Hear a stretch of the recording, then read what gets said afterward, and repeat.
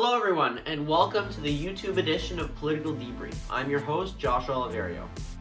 Recently, there have been a lot of tensions rising around the world, specifically with Russia's invasion of Ukraine. Now, this has caused a lot of talk about Canada's national defense strategy and spending. And to talk about all of this, I'm joined by the Parliamentary Secretary to the Minister of National Defense and the Member of Parliament for Cambridge, Bryan May. Here's our conversation now. And joining me now is the Member of Parliament for Cambridge and the Parliamentary Secretary to the Minister of National Defense, Bryan May. Thank you so much for joining me today. My pleasure, Joshua. Thank you so much for having me. Yeah, so before we get into all the details about national defense, how have your last few months as an MP going? You've been an MP since 2015. Do you still like it? I I very much still like it. This job is such that if you are not enjoying the work, you tend not to do it for very long. There is a lot, and you have to find those areas of enjoyment within the role in order to sustain it. To be honest, the last couple of months have been great. It's been really quite nice to get back up to Ottawa, to sit in the House, to sit in our seats.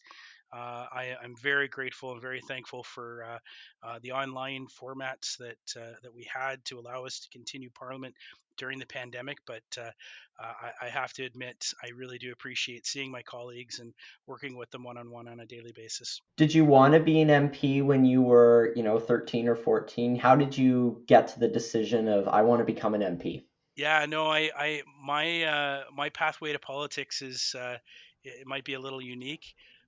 It wasn't something that I aspired to as a young person. I'd always been explained that I had to go vote and I had to be a part of the process. And my parents used to take me to vote, and I understood that, and I've always voted. It wasn't until university where I had the opportunity to go to Montreal and participate in the No rally during the referendum. I know I'm dating myself a little bit here, but it was really fascinating, and I had never really participated in anything like that prior, and it was quite amazing to stand just meters away from the stage, a million people behind you, and watching Jean Chrétien, Jean Charest, a number of other local political leaders walk up on the stage and talk about national unity and how important it was to say no in the referendum and to keep Canada whole, and that we were stronger in the sum of our parts. And I think that was my aha moment to politics, and getting involved in politics. And to say that I was then interested in becoming a politician, that is not true. I was involved as a volunteer. I was on boards, that sort of thing. I was a young liberal, but never did I think I would be in this position. And it was in 2000, late 2010, when I got an email from a search committee in Cambridge saying, "Hey, would you like to be the candidate for Cambridge? We're looking for good candidates. Would you be interested?" And to be honest, it was quite a shock. It was not something, like I said, that I had aspired to. Discussed it at length with my wife, and said, is this something we want to look at doing? And we thought, okay, maybe we'll give this a shot. And thinking we had the better part of a year to fundraise and do all those great things. And of course, as you know, there was a snap election called in May of 2011, and we got beat up pretty badly in that election, as did many of my liberal colleagues. But it instilled in me a real desire to pursue the position, and I spent the next 4 years being very active in the community, being very active on the board, fundraising, and dressing for the job you wanted, not the one you had, so to speak. And we're campaigned solidly for those 4 solid years, and knocked on 35,000 doors, and worked really hard to be the obvious candidate for 2015. And the rest is history. But uh, Most people in my position at the time, like my background's in the nonprofit sector. I worked for the YMCA, the Boys and Girls Club, that sort of thing. Most people in those types of environments don't get into politics. It tends to be a very apolitical environment. So I was a bit of an abnormality when it comes to that kind of thing. And you know what's interesting about your path to election is that Cambridge was the riding of a longtime cabinet minister in then Prime Minister Stephen Harper's government. And it was actually, I remember looking back on it now because I wasn't old enough to understand, even what an election is in 2015. But looking back on it now, how much of or how big of an upset your win was, and how it really spoke to the general feeling of the country around that time. Were you were you a little bit surprised that you won by that much of a margin? Well, we didn't win by that much. We won by, I think it was less than 5%. But I will say the polls had my opponent basically beating me up again. I think even going into like the Friday poll, going into the election, he was still supposed to win with like a 25% margin. Um, what we were doing was we were knocking on doors and we were talking to people directly, and we kept hearing over and over again they wanted change, they wanted change. And so our internal polling and when we actually went out and did like actual real polling specific to Cambridge, it was a neck and neck race. It had me winning by about 1%. So essentially it was a coin flip. And so we just kept working, we just kept knocking on those doors and driving people out to the polls. And um, fundamentally that's what won it for us is the work. And not just from me, but I had 120 some odd volunteers out knocking on doors and making calls and doing all the great stuff that you need to do to win elections. But I would be lying to you if I wasn't a little bit surprised. It was definitely a major accomplishment to beat a sitting cabinet minister, to beat somebody as popular as Gary was. Gary was great for Cambridge. I will be the first to say it. He did a lot of good things, and I was always grateful to him in both elections that I ran against him.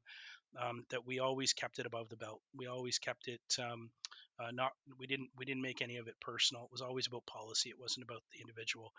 And he was a tough person to beat for sure. And so you were elected in 2015, and since then you've been a chair of a couple committees. But this year, when you got reelected, or I guess last year now, last year when you got reelected, you were named a parliamentary secretary. So for those of us that don't know, what's your job? Well, I'm still learning what that job is. No, and you're right. I had the honor of serving in my first term as the parliamentary secretary, or sorry, the chair of the Human Resources Committee. In my second term, I had the privilege of serving as the chair for the Veterans Affairs Committee, and I think both of those opportunities, both those experiences, allowed me to be the obvious choice for uh, to be the parliamentary secretary to the Minister of National Defense. And a lot of that is as a result of what we're focused on within defense. But my role specifically is to support the minister. When the minister is not in Ottawa for whatever reason, and you can imagine she's been away a fair bit over this last session, given what's happening in the world. And so when the minister is away, I represent the ministry in the House of Commons during question period, and I also sit on the Defense Committee, NDDN.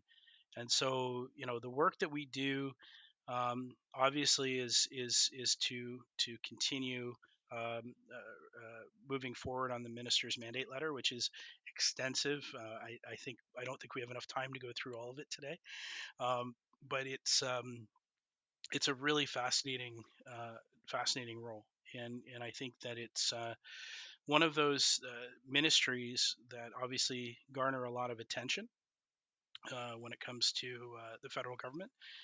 And I absolutely feel blessed to be in this opportunity. And quite frankly, Minister Anon is remarkable to work with. So let's talk about national defense a little bit, shall we? Sure. The world has changed a lot in the last 6 to 10 months, not just with the invasion of Ukraine, but with a bunch of global factors changing. How is our federal government adapting to those new challenges right now? So what's interesting, and you bring up a really solid point in terms of, the world definitely did change, on February 24th with the invasion, the illegal invasion by Russia in Ukraine. Um, when I was appointed this position, and the Prime Minister made it very clear to me that one of the reasons I was in this role was because of my background working in the human resources side of things, focusing on the need to change the culture within the Canadian Armed Forces and the Department of National Defence. We know that that is still job number one. That has not changed. We have to maintain our course when it comes to dealing with violence, sexual harassment in the Department of National Defence and the Canadian Armed Forces. Um, this is a commitment that we've made. We just had a report come out. It's called the Arbor Report. Our response to that report is going to create a roadmap in terms of how we move forward and how we best deal with those issues within the CAF. We know that this is going to be a tough road, but we have the right people in the right positions to make sure that we're vigilant on this. Because quite frankly, if we do not change the culture, a lot of other things can happen, and one of those other things, of course, is increasing and improving upon our recruitment and retention within the CAF. We know that there is a massive need for more people to join the Canadian Armed Forces, more a more diverse individuals need to be applying and coming to the CAF. But if we can't change the culture beforehand, it's going to make that job incredibly challenging. With regards to the events around the world, obviously it has created a laser focus on our own borders and our own security. We are actually in the process right now of studying Arctic security in the Defense Department, in the Defense Committee. And we know that the response from the government has been very clear that modernizing NORAD, which is our partnership with the United States, as well as our North Warning System, is critical. And the minister made an announcement back in June to essentially commit nearly $40 billion over the next number of years to modernize and update that system. We know we have real needs to look at technology that will keep pace with the threat technology, right? So there's real challenges around hypersonic weapons and hypersonic vehicles, as well as needing a real strategy on how to deal with aerospace. The advantage that we have is that a lot of this has been spelled out in our defense strategy, which the previous minister launched in 2017. So in 2017, we had our new defense strategy, strong, secure, and engaged. And within that strategy, we saw an increase of defense spending by over 70% between now and 2026. That has really we've um, been able to increase that. We saw an additional $8 billion for defense spending just in the last budget, and you've seen, I'm sure, our response to Ukraine and the support that we've been providing Ukraine as well. So there are a lot of things on the minds of Canadians right now, and for Canadian youth specifically, some of those issues include, the cost of living, more specifically the cost of homes, climate change, those types of very important issues to many Canadians. So how do you explain to, our country's youth more specifically why it's important to, keep modernizing and keep spending on national defense? Well, and I think you pointed out a couple of really key issues that are important to youth, and not just youth, but to most Canadians. And what's interesting is when we talk about modernizing the Canadian military, one of the things that we absolutely have to focus on is climate change. And the chief of the defense staff has made it very, very clear that one of his key priorities is dealing with climate change. We know that 60% of the missions that our military is engaged in are actually aid to civil authority as a result of issues around climate change, whether it's dealing with the hurricane in the East Coast, Hurricane Fiona, whether it's dealing with fires on the West Coast or flooding throughout Canada.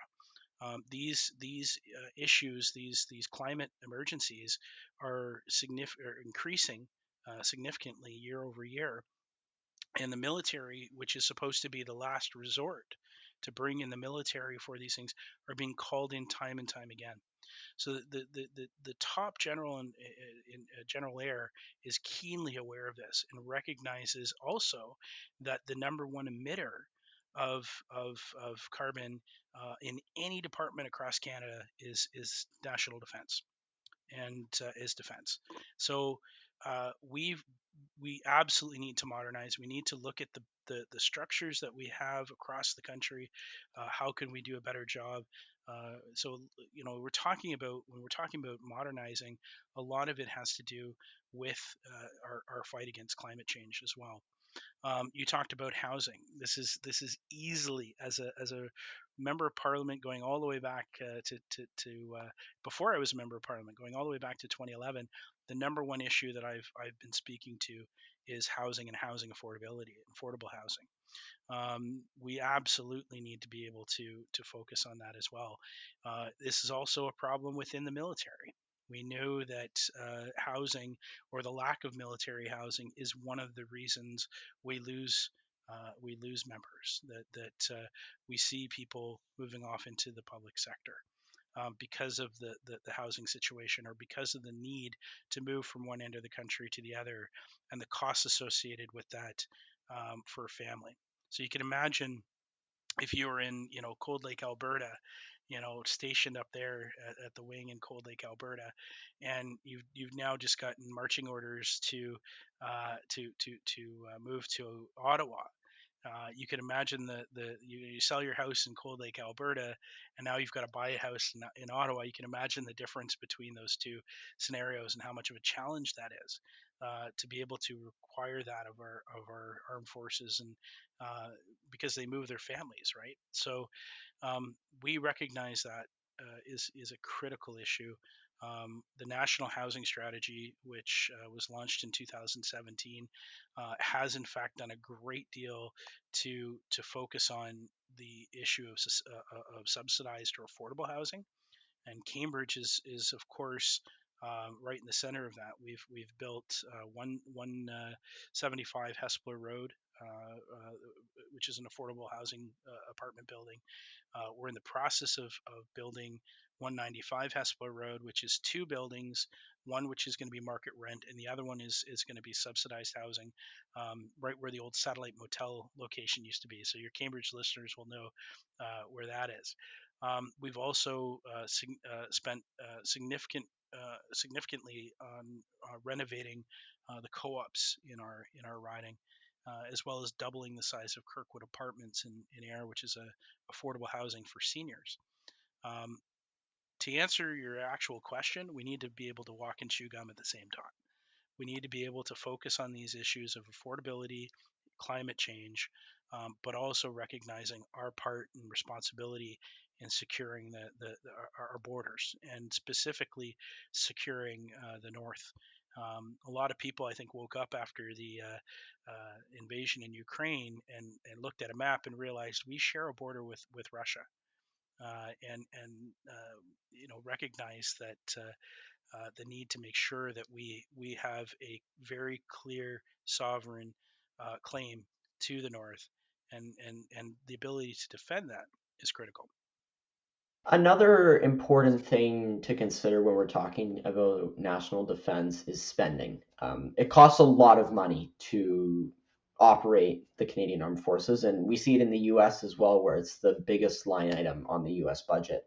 The House of Commons a little while ago voted overwhelmingly in favor of increasing our defense spending to 2% of our gross domestic product. Yeah. Do you think that's attainable, and do you think that it's manageable given all the other challenges and priorities that the government has, specifically related to the issues that our youth are thinking about?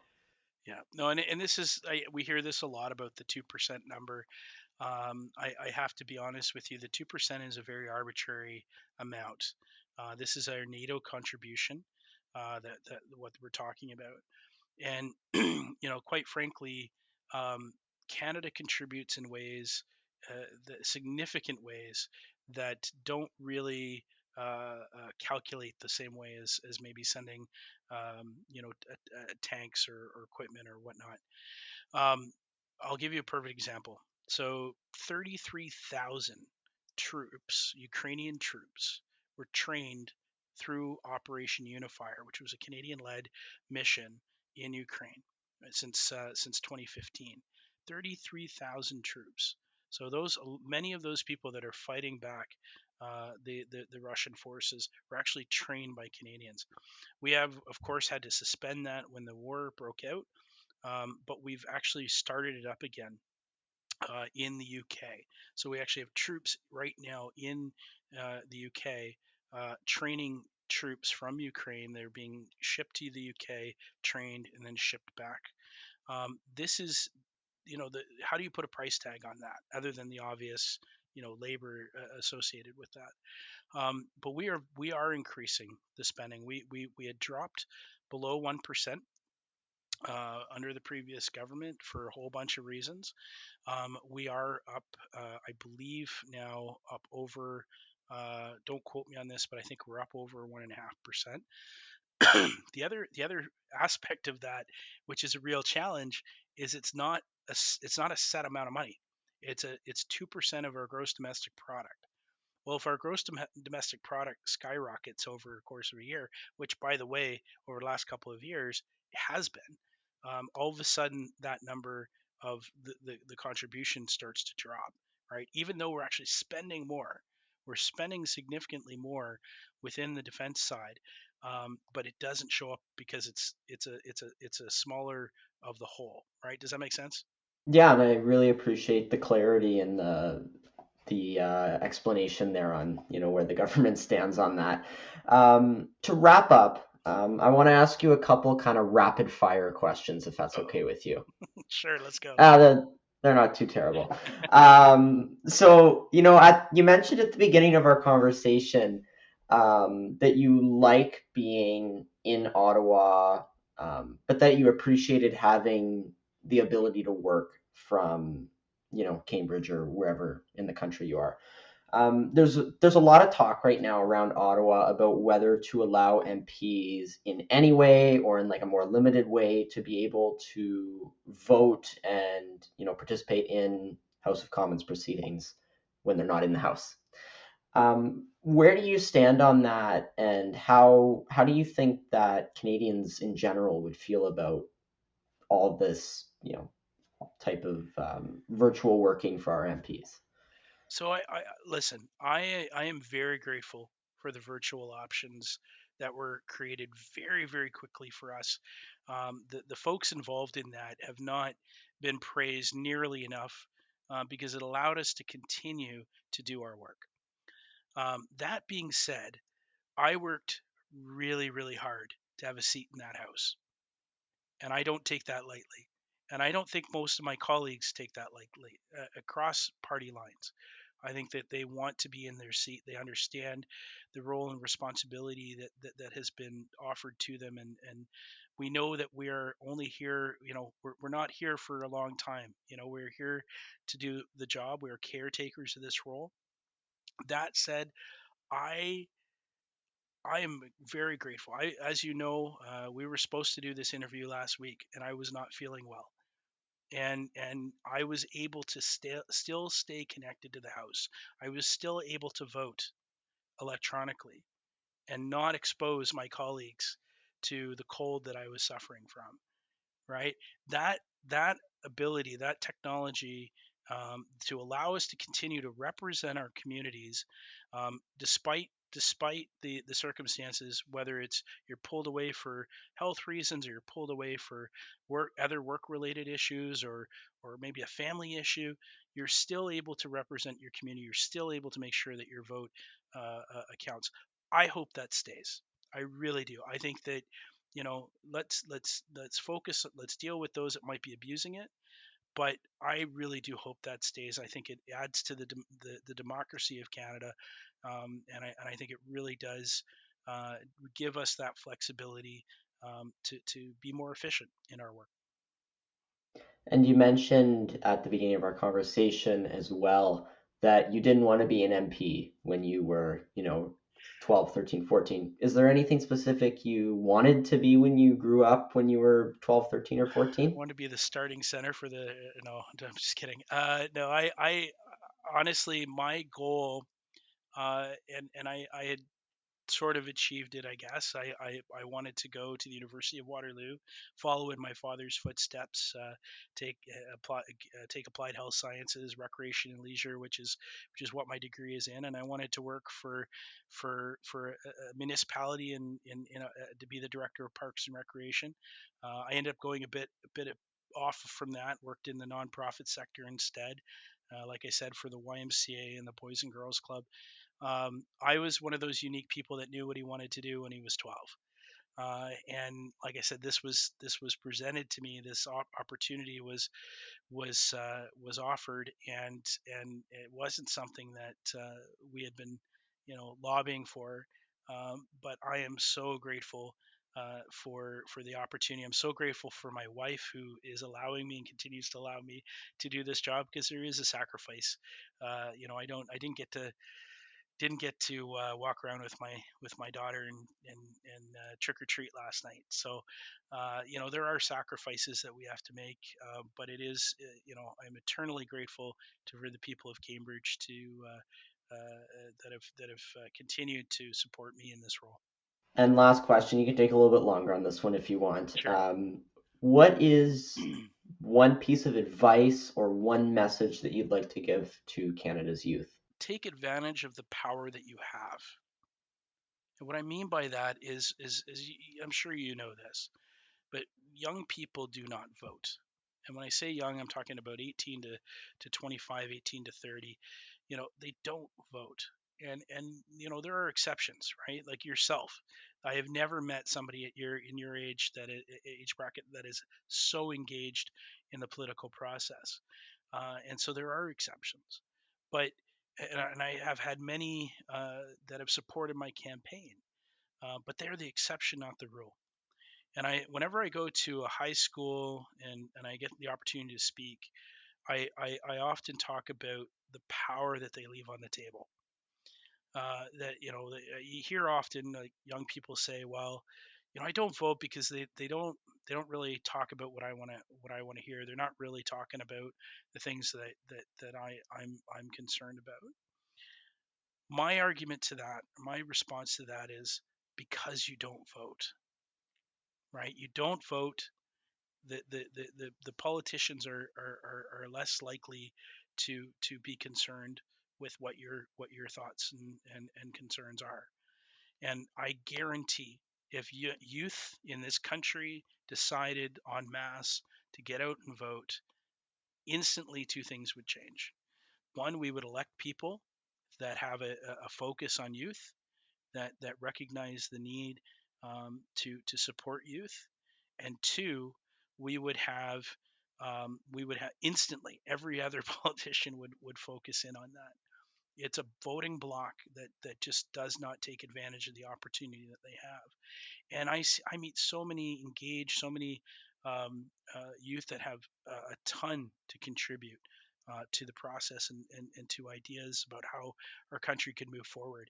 And I just, that would be my request for all youth listening, and all youth across the country: take advantage of the power that you have. All right, MP Bryan May, thank you so much for joining me today. My pleasure. Thank you, sir.